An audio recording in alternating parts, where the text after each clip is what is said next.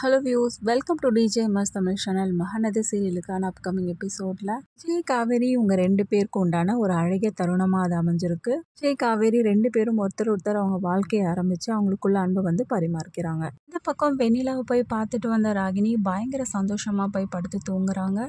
மறுநாள் காவேரி விஜயை பார்த்து ரொம்பவே எமோஷ்னலாக பேச ஆரம்பிக்கிறாங்க. காவேரியை பார்த்த விஜயும், நீ இல்லாத ஒரு வாழ்க்கையை என்னால் நினச்சி கூட பார்க்க முடியாது காவேரி அப்படின்னு சொல்லிட்டு அன்பால் பேச ஆரம்பிக்கிறாரு. அதுலேருந்தே காவேரி ரொம்பவே சந்தோஷமாக இருக்காங்க. இது எல்லாத்தையும் பார்த்துட்டு இருந்த ராகினி என்ன பண்ணுறாங்க, காவேரி கிட்ட போய் பேச ஆரம்பிக்கிறாங்க. என்ன காவேரி, நேற்றுலாம் ரொம்ப சந்தோஷமாக இருந்த போல், பார்த்துட்டு தான் இருந்தேன் நானும். ஆனால் அந்த சந்தோஷம்லாம் நேத்தோட முடிஞ்சு போச்சு. இனிமேல் தான் இந்த ராகினியோட ஆட்டமே இருக்குது. நான் உங்ககிட்ட சொல்லியிருந்தேன்ல, ஒரு ஸ்பெஷலான கிஃப்ட் உனக்காக காத்துட்ருக்கு. ஆனால் உன் பர்த்டே அதுவுமா என்னால் கொடுக்க முடியல. ஆனால் இப்போ உடனே கொடுக்க முடியாது.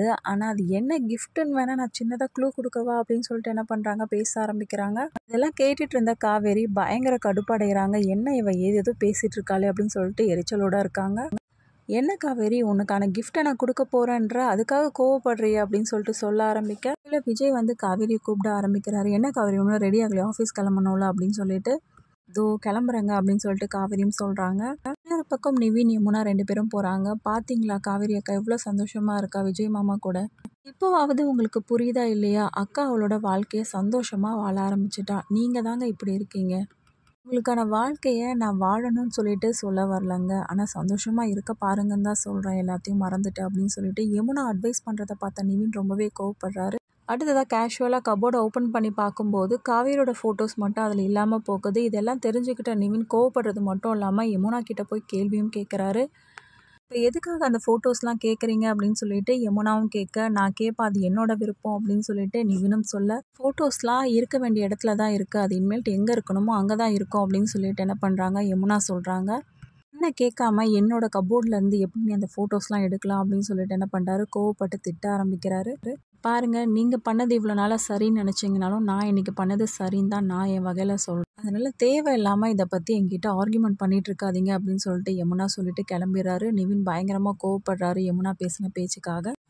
அடுத்ததாக திரும்பவும் காவேரியை பார்த்த ராகினி என்ன பண்ணுறாங்க, உனக்கு ஒரு gift வச்சுருக்கேன்னு சொல்லிட்டு சொன்னேன்ல, அது என்ன gift தெரியுமா அப்படின்னு சொல்லிட்டு சொல்ல ஆரம்பிக்கிறாங்க. காவேரி, இப்போ எங்கே போய் நான் யாரை பார்க்க போகிறேன்னு தெரியுமா, உன்னோட கணவர் இருக்கார்ல, அவரோட முன்னாள் காதலியை தான் நான் போய் பார்க்க போகிறேன்.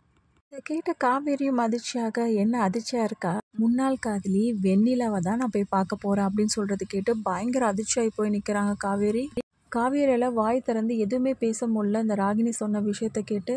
உடனே காவேரியை பார்த்த ராகினி, அப்படி நீ ஷாக்கோடவே இரு, நான் போய் கூட்டிகிட்டு வந்துடுறேன் அப்படின்னு சொல்லிட்டு அங்கேருந்து கிளம்புறாங்க.